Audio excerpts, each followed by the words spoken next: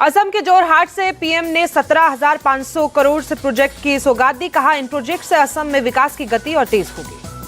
PM Modi बोले, north east ने मोदी की गारंटी को पूरा होते देखा है। पूरा नॉर्थ ईस्ट कह रहा है अब की बार 400 पार।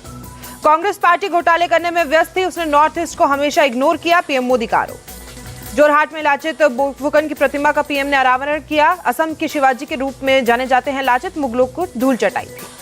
पीएम मोदी ने असम के काजीरंगा नेशनल पार्क का दौरा किया, हाथी पर सवारी करते दिखे पीएम मोदी।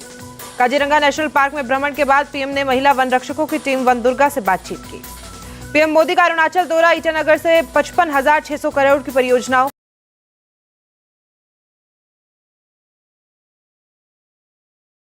पीएम मोदी बोले, नॉर्थ ईस्ट के विकास के लिए हमारा विजन आस्था लक्ष्मी का, ट्रेड और टूरिज्म की मजबूत कड़ी बनेगा नॉर्थ ईस्ट।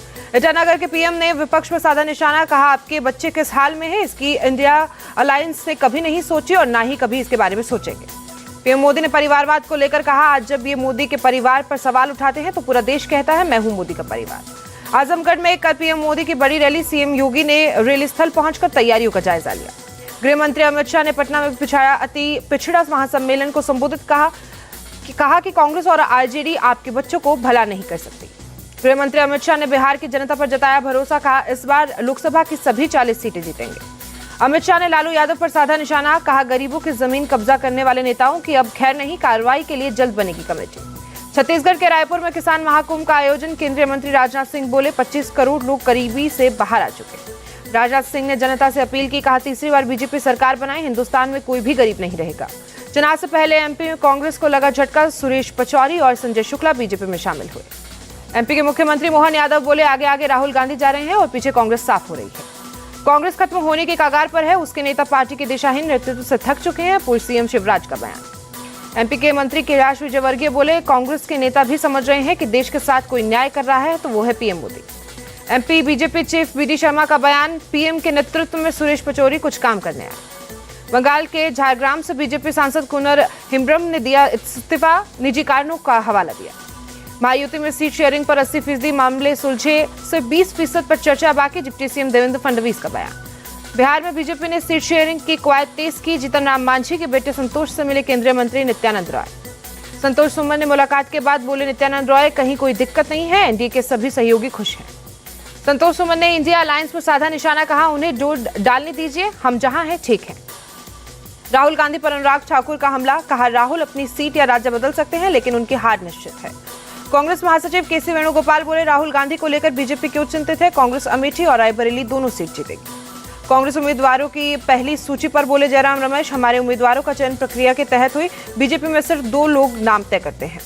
लोकसभा चुनाव अकेले लड़ेगी बीएसपी, मायावती ने किया ऐलान, कहा बीएसपी की ताकत देख विरोधी बेचैन।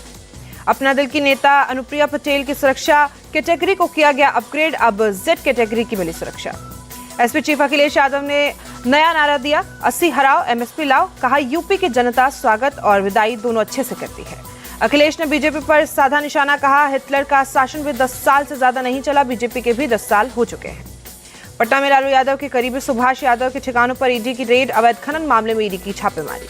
आरजेडी नेताओं के यहां छापेमारी पर बोले प्रवक्ता ऋषि मिश्रा, बीजेपी को अपने कार्यकर्ताओं पर नहीं जांच एजेंसियों पर भरोसा है। एनआईए ने रामेश्वर कैफे ब्लास्ट से संदिग्ध आरोपी की तस्वीर जारी की, लोगों से पहचान करने में मांगी मदद। वायनाड के वेटरनरी यूनिवर्सिटी के छात्र की मौत का मामला, सीएम विजयन ने केस को सीबीआई को सौंपा।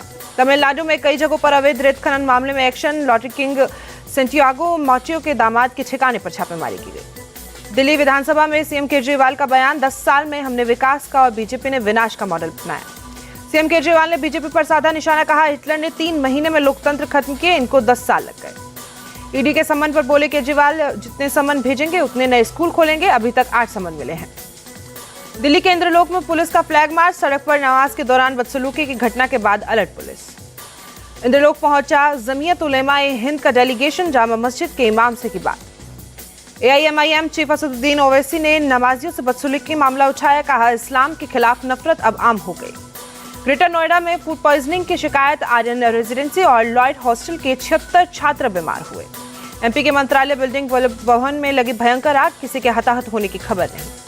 वल्लभ भवन में आग की घटना पर बोले सीएम मनोहर यादव, ऐसी घटना दोबारा न हो, अधिकारियों को आदेश दिया। एमपी कांग्रेस चीफ जीतू पटवारी ने उठाए सवाल, पूछा देश भर में सिर्फ एमपी के मंत्रालयों में ही बार बार आग क्यों लग रही है। भारतीय पैरालंपिक समिति के नए अध्यक्ष बने देवेंद्र झाड़िया, कहा पूरे समर्पण से खिलाड़ियों के लिए करूंगा काम।